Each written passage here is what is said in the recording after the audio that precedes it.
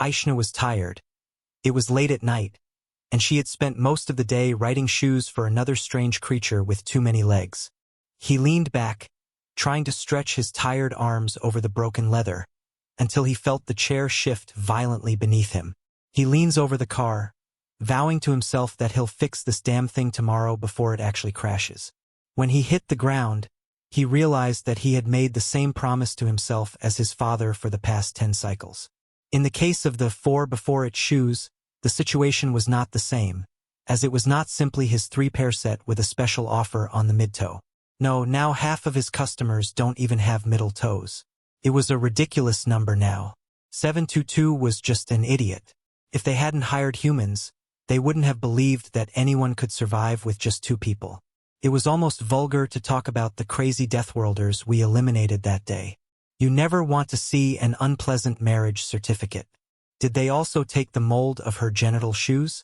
The person was middle-aged. Perhaps it was the tousled skin of an old boot and the tone that could bottom an unwanted customer. I would have said it had manners to match, and luckily it stopped the spawner from moving. The human let out a short grunt as I stared out the window with a plain look and voice, like someone trying to juggle gravel. He responded, baring his teeth. "Boss, I wish you hadn't told me what I actually did. I almost ruined the print trying not to laugh because it was already over. Leave the next print up to you. You won't be able to look sane for a week or 2. Would you like to go get a beer? Or are you in a hurry?" The human closed one eye for a split second. "There is a scan. If you want to give me your professional opinion, the door will always open at the last moment." Damn. Aishna was trying to put on a professional smile until she saw her gun, which was hard to miss since it was less than an inch away from her main eye. As the human attempted to return to his workshop, his other eye turned furiously at the sudden threat, but he was soon spotted, and the weapon moved alarmingly to aim at him. He raised his arm to show me his free hand. "Hey, I just work here. Are you really in the right place? This is a shoe store with no money, no bugs, and nothing you want. Do you have free sets?" The creature seemed unfazed by the offer and instead beckoned his boss to join him. "I'm looking for a scanned image. Every scan of you, every piece you recorded, including today's recordings, and I will burn this place back to dust. It is your decision whether or not to participate." At this point, Aishna lost her words, and her body froze in panic. He was about to scream when the human limped forward. "I'd rather be outside. For that, thank you. The data is there. Stick, you can transfer all new stuff from here, but if you want archives, you'll have to go to the back. This is a manual transmission." He nodded to Aishna. "It's old school.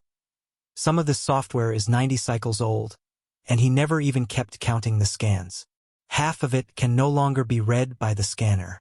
You probably want it all." The weapon seemed hesitant, wondering how effective it would be to lie and kill them both. The human shrugged his shoulders and glanced at his superior.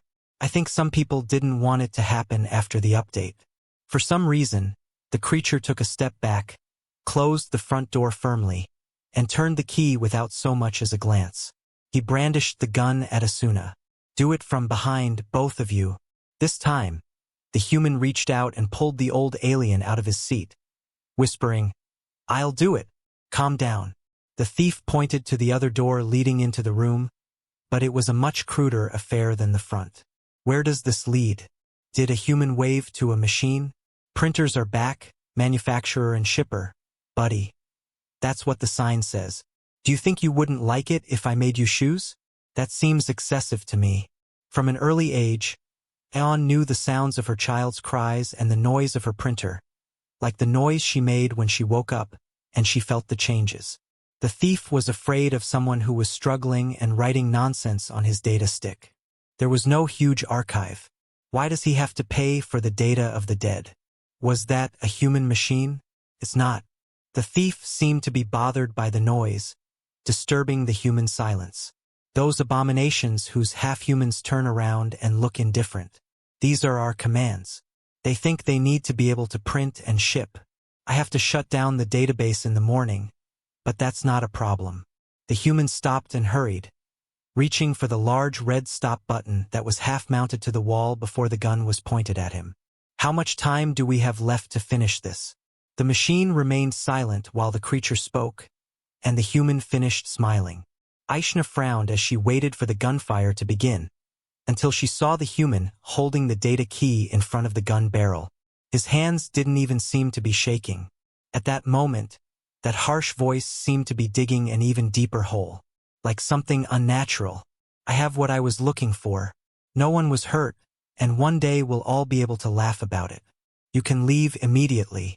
No police officer bothers with data from a shoe store. It would be foolish to report it, but just walking away is harmless, and there is no foul play. The thief just reached out and snatched the data stick from the man's hand.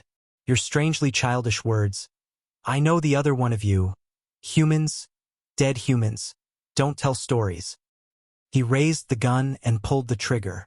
Nothing happened for a moment. Then hell came. The warehouse door collapsed. Even when attacked, it did not shatter or break. In the dark office, it turned into nothing but dust. Light Aishna saw a huge creature, something strange, suddenly reach out and grab the thief. I tried to shoot it, but the weapon didn't work even after I lifted it off the ground and knocked it down. Endless and desperate blows rained down on her, but Aishna could not understand what was happening. Suddenly there was a sickening sound, then the sound of bones breaking and tender flesh being torn, and it lasted only a moment. Then everything went silent except for the sound of liquid dripping slowly onto the floor. The human reached out his hand and picked up the data stick. I think he was looking at Aishna. We just go for drinks. In about an hour, you can come back and be surprised that nothing was damaged and that something like this never happened.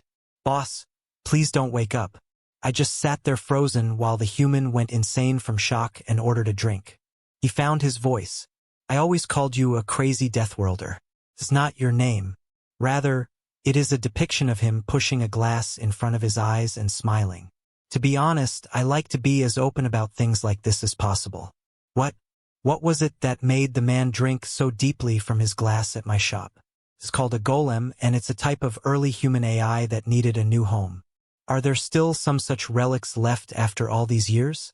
Please do not worry. Repairs were easy, and I really liked this shop. No one can say they were there.